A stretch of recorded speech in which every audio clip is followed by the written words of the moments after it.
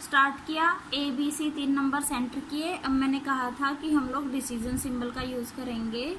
Decision symbol में हमने लिया if A is greater than B, then we have 2 exit points, yes and no, yes and no. No now अगर मेरा ए B से बड़ा है, अगर ए बी से बड़ा है, then we also have to compute it with C, है ना। हम सी से भी तो कंपेयर करेंगे इसे। हम दोबारा से एक डिसीजन सिंबल का यूज करेंगे और हम उसके अंदर लिखेंगे if A is greater than C. A B से बड़ा तो आ गया, अब हम लोग देखेंगे कि क्या ए सी से भी बड़ा है। अगर यस, अगर ए मेरा सी से भी बड़ा है तो हम लोग लिखेंगे कि ए क्या है, मेरा लार्जेस्ट नंबर हुआ। तो इसके लिए प्रिंट करवाएंगे इस स्टेटमेंट को, और मैंने यूज किया इनपुट आउटपुट सिंबल का। तो print A is largest, A is largest. अगर मेरा ए, देखो ए मेरा बी से बड़ा तो आ गया था। अब हम लोग ये देख रहे थे कि क्या ए सी से भी बड़ा है। एज वी नो, बी तो देखो छोटा हो गया, बी तो हो गया छोटा, ए था। अगर ए मेरा सी से बड़ा है तो ए सबसे बड़ा हो गया। लेकिन अगर ए मेरा सी से बड़ा नहीं है तो सेकंड नंबर पे मेरा बी, सी तो बड़ा हुआ ना, बिकॉज बी तो छोटा हो गया पहले ही। तो इसीलिए अब हम लोग प्रिंट करवाएंगे that print C is largest. ठीक है, अब हम लोग देखो, हमने ए के साथ कंपेयर करवा लिया, ए बी को कंपेयर करवाया था ना। हमने चेक किया था कि क्या ए बी से बड़ा है। अगर ए बी से बड़ा था तो मेरा कंट्रोल सारा का सारा यहाँ आ गया और हमने इसको कैलकुलेट कर लिया। अगर मेरा ए बी से बड़ा नहीं है, मतलब कि स्टार्टिंग में ही अगर मेरा बी है वो ए से बड़ा है, तो क्या होगा, we again use a decision symbol which have 2 exit points if B is greater than C. ठीक है, क्या है, अगर बी सी से बड़ा है, अगर यस मतलब यस एंड नो 2 होंगे। अगर बी मेरा सी से बड़ा है तो ऑब्वियसली देखो ए से तो बड़ा था ही बी, ए तो छोटा हो गया। अगर मेरा बी सी से भी बड़ा है तो क्या होगा, बी सबसे बड़ा होगा। Print B is largest. Otherwise क्या होगा, मेरा सी बड़ा होगा ना, सी इज लार्जेस्ट। समझ आ गया ना बेटा। And now we stop our program, just stop it. ठीक है, ये हमने क्या किया, 3 नंबर्स को आपस में कंप्यूट करवाया कि कौन सा मेरा सबसे बड़ा होगा और कौन सा मेरा होगा सबसे छोटा। अब ऐसे ही तुम लोगों को लिए होमवर्क है, तुम्हें ड्रा करना है flow chart for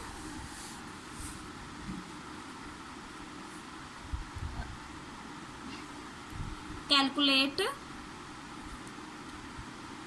area of rectangle, square,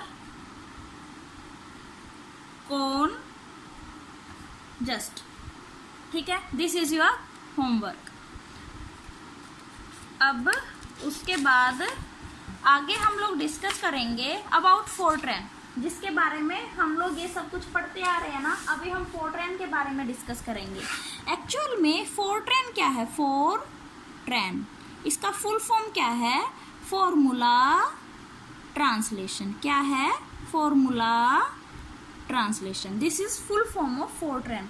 Fortran के अंदर बहुत सारे वर्जन होते हैं मेरे पास, लाइक 65, 77, 90, बहुत सारे वर्जन है फोर्ट्रैन के। मोस्ट ऑफ द टाइम्स हम लोग यूज़ करते हैं हमारे कंप्यूटर लैब्स के अंदर फोर्ट्रैन 77। फोर्ट्रैन को फर्स्ट टाइम किसने डिफाइन किया था, IBM के अंदर ये डिफाइन हुआ था मेरा, जॉन बेकस ने इसे डिफाइन किया था, जॉन बेकस ने इन 1957।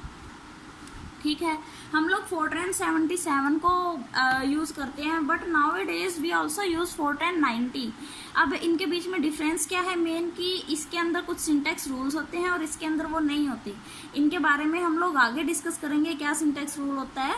अभी जस्ट हम लोग यही देखते हैं कि फोर्ट्रैन क्या है, फॉर्मूला ट्रांसलेशन है इसकी फुल फॉर्म, इसे इसने डेवलप किया था। अब हम लोग एक बार फोर्ट्रैन के बारे में पढ़ने से पहले हम देखते हैं कि डिफरेंट मेरी लैंग्वेजेस क्या होती हैं। सबसे पहले अगर मैं बात करती हूँ मेरी प्रोग्रामिंग लैंग्वेजेस की, तो प्रोग्रामिंग लैंग्वेजेस मेरी दो टाइप की होती हैं। प्रोग्रामिंग लैंग्वेजेस की, तो प्रोग्रामिंग लैंग्वेज मेरी दो टाइप की होती हैं। एक होती है मेरी लो लेवल लैंग्वेज, एक होती है मेरी हाई लेवल लैंग्वेज, एक होती है लो लेवल लैंग्वेज एंड एक होती है high level language. Low level language मेरी फर्दर टू टाइप्स के अंदर डिवाइड होती है। One is machine language and second one is assembly language. अब उसके बाद हाई लेवल लैंग्वेज, इसके अलग अलग डिफरेंट वर्जन्स मेरे आते ही रहते हैं। बस आगे हम लोग इसके बारे में बताएंगे कि एक्चुअल में क्या है। सबसे पहले मैं डिस्कस करती हूँ लो लेवल लैंग्वेज के बारे में। मैंने कहा कि लो लेवल लैंग्वेज मेरी दो टाइप की होती है। तो जो ये मशीन लैंग्वेज है ना बेटा, क्या मशीन लैंग्वेज है, ये मेरी लैंग्वेज की फर्स्ट जनरेशन है। क्या है ये? फर्स्ट जनरेशन है लैंग्वेज इसकी। सबसे पहले यही आई थी। मशीन लैंग्वेज का क्या मतलब है कि ये बाइनरी कोडिंग के अंदर होती है, आइदर 0 और 1। कंप्यूटर के लिए सिर्फ और सिर्फ यही एक है 0 और 1, जिससे कि वो अंडरस्टैंड कर सकता है। 0 का मतलब होता है ऑफ और 1 का मतलब होता है ऑन।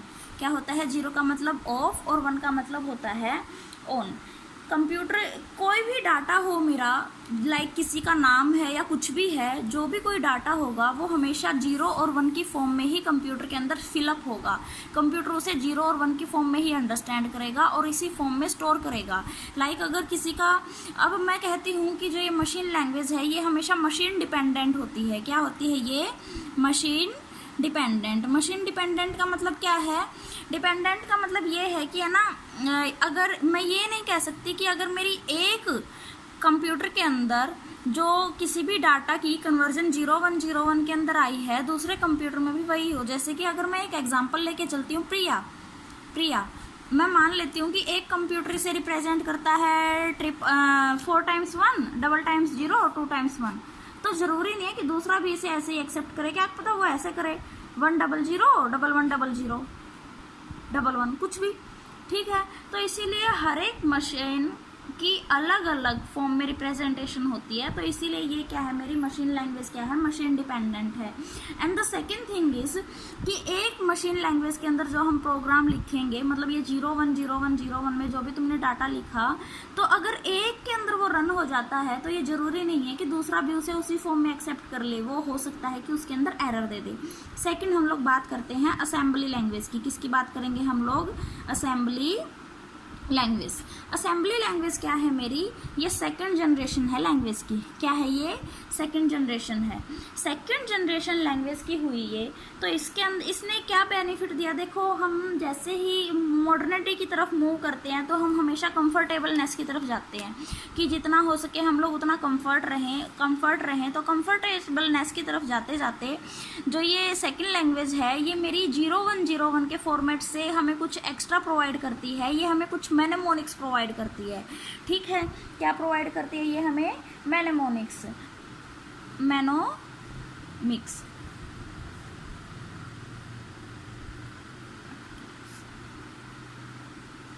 मैनेमोनिक्स प्रोवाइड करती है। तो ये जो मैनेमोनिक्स हमें प्रोवाइड करती है, इसके अंदर हमारे पास कुछ सिंबल्स हो जाते हैं। जैसे कि ऐड के लिए मैं यूज़ करती हूँ ऐड का, एडिशन के लिए, सब्ट्रैक्शन के लिए मैं यूज़ करती हूँ सब का, मल्टीप्लिकेशन के लिए मैं यूज़ करती हूँ मल का, डिवीज़न के लिए मैं यूज़ करती हूँ डिव का। तो ये जो असेंबली लैंग्वेज है ये हमें कुछ कंफर्टेबलनेस प्रोवाइड करती है। ये हमें कुछ प्रॉपर कोड्स प्रोवाइड कर देती है जिनका कि हम लोग यूज़ करते हैं किसी भी ऑपरेशन को परफॉर्म करने के लिए। तो अगर एक तो हम डाटा को 010101 की फॉर्म में रिप्रेजेंट करें, एक हम डायरेक्ट ये सब कोड्स यूज़ करें, तो कौन कंफर्टेबल है? Direct codes. तो इसीलिए ये क्या थी, मेरी सेकंड जनरेशन थी लैंग्वेज की। अब हम लोग बात करते हैं हाई लेवल लैंग्वेज की। हाई लेवल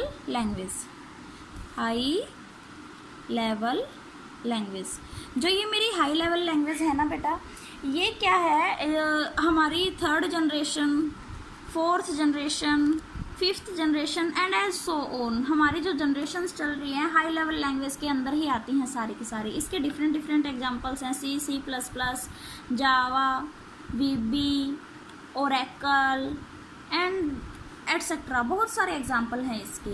अब इसमें क्या बात है, इसमें जो ये C++ है, इनका अपना एक रूल्स होते हैं। इन सारी लैंग्वेजेस के अपने रूल्स होते हैं, अपने कुछ फॉर्मेट होते हैं जो कि हमें फॉलो करने पड़ते हैं, सिंटैक्स होते हैं, और हम अपने डाटा को ईजिली इसके अंदर रिप्रेजेंट कर सकते हैं। फोर्ट्रैन भी मेरी एक हाई लेवल लैंग्वेज में ही आती है, तो इसीलिए हम वो 0101 के फॉर्मेट से और वो जो छोटे छोटे मेमोनिक्स थे, कोड थे, उनके फॉर्मेट से अब हम लोग थोड़ा सा कंफर्टेबलनेस की तरफ मूव करते हैं। और उस कंफर्टेबलनेस में हम लोगों को मिला कि हम लोग जो हमारे प्रोग्राम्स हैं उनको डायरेक्टली इनके अंदर लिख सकते हैं, और ये लैंग्वेज हमारे लिए बहुत ज़्यादा अंडरस्टैंडेबल होती है। ठीक है, अंडरस्टैंडेबल तो होगी बिकॉज क्योंकि हम लोग कंफर्टेबलनेस की तरफ चले गए। उसके बाद सेकंड थिंग इज कि ये एक ऐसी लैंग्वेज है जो कि मशीन इंडिपेंडेंट है। क्या है ये? मशीन इंडिपेंडेंट है। इंडिपेंडेंट का मतलब क्या है कि अगर एक कंप्यूटर में कोई प्रोग्राम रन हो जाता है जिसे हमने पर्टिकुलर किसी लैंग्वेज में लिखा है, तो हम उसी प्रोग्राम को दूसरे कंप्यूटर में भी रन कर सकते हैं और उसमें कोई एरर नहीं आता। जबकि असेंबली और मशीन लैंग्वेज मेरी ऐसी लैंग्वेजेस थी जो कि मशीन डिपेंडेंट थी। अगर एक कंप्यूटर के लिए हमने कोई प्रोग्राम लिखा है तो ये ज़रूरी नहीं है कि वो सेकंड में भी इजीली रन हो जाएगा, उसके अंदर कुछ ना कुछ एरर्स आ सकती हैं।